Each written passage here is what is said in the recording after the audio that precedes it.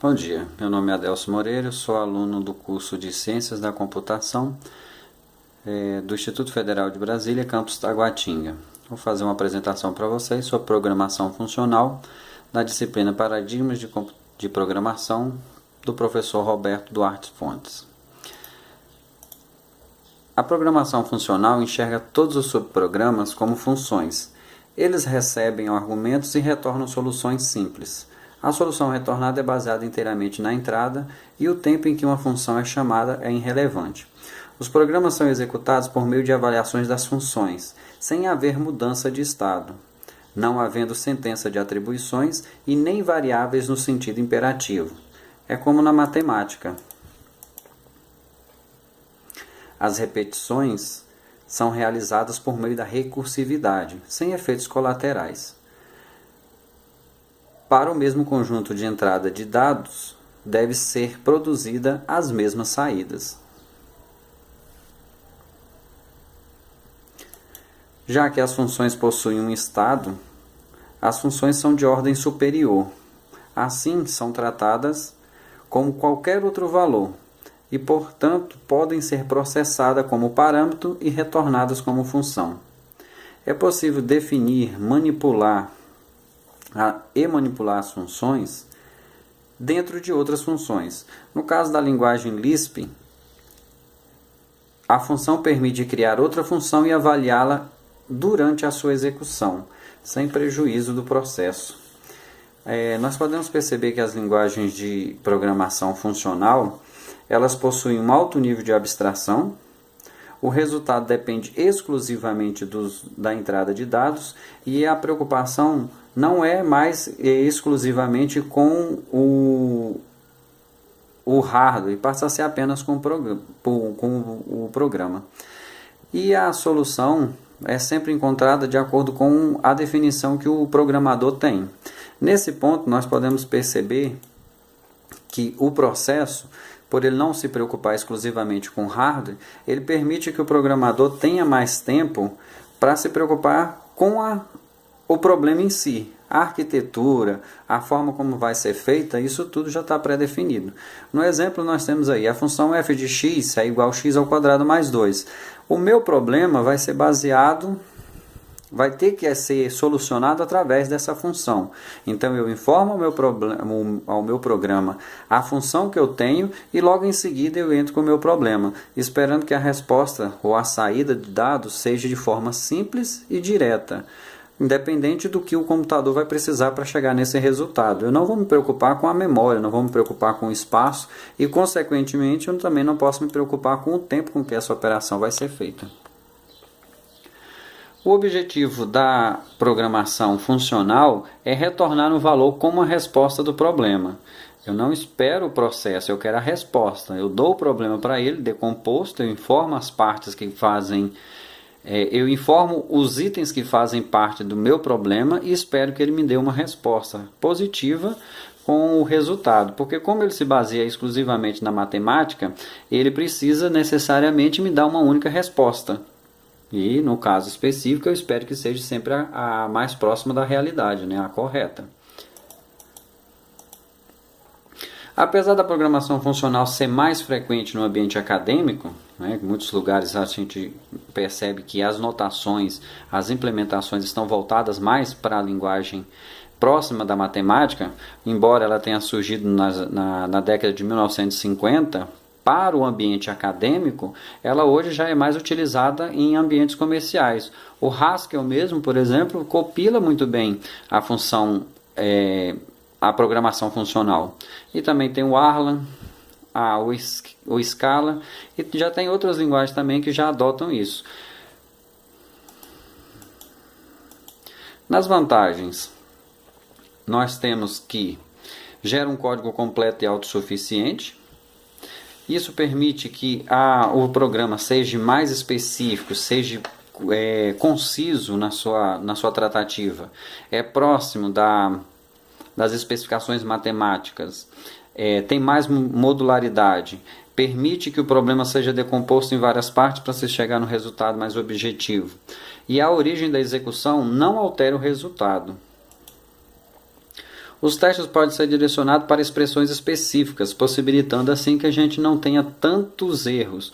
Por ser uma linguagem extensa e essa facilidade com que você tem de estruturar os dados matematicamente, você tem a possibilidade de ter menos erros. Mas como nem tudo é possível ter só vantagem, nós também temos as desvantagens da programação. Ela exige um grande esforço inicial no desenvolvimento, ou seja, você precisa informar todos os dados que você tem para poder desmembrar o problema e achar a solução. Também apresenta dificuldade no tempo e nos recursos necessários, você precisa de um tempo maior, de uma eficiência maior para poder chegar no resultado. Como eu falei, é um programa que exige uma grande execução, então ele é um programa extenso, precisa ser bem escrito para que você não tenha os resultados equivocados, e por ele ser extenso e precisar de muitos cálculos nas notações matemáticas, ele consome bastante memória, embora o programador não precise se preocupar com isso. E nessa questão de gastar muita memória, provavelmente a gente vai ter outros problemas com demais programas que precisam funcionar enquanto a linguagem está sendo desenvolvida.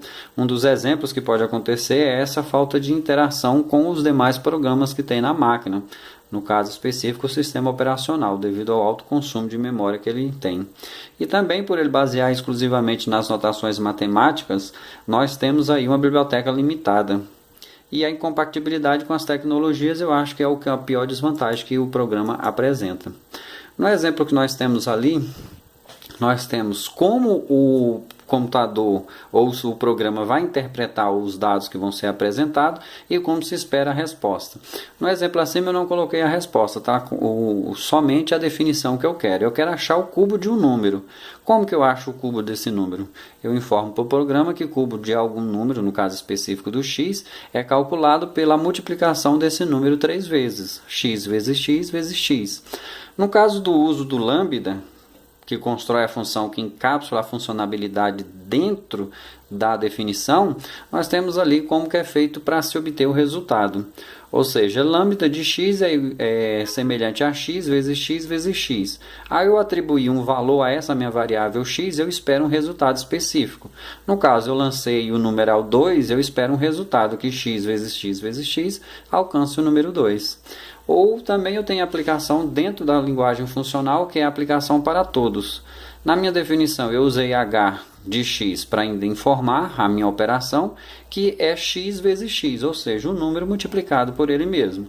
E ao lançar mais de um valor, o sistema computacional vai me responder individualizado. Ou seja, no exemplo eu pedi h atribuindo aos valores 3, 5 e 7. E eu espero que me dê as respostas 9. Na notação matemática que eu lancei no programa, seria 3 vezes 3, eu acharia o resultado 9. 5 vezes 5, eu acharia o resultado 25. E 7 vezes 7, 49. E para concluir, nós temos que a linguagem funcional é simplesmente uma avaliação de expressões. O programador define uma função para resolver um problema e passa essa para o computador, que deve avaliar e mostrar o resultado de forma mais simples.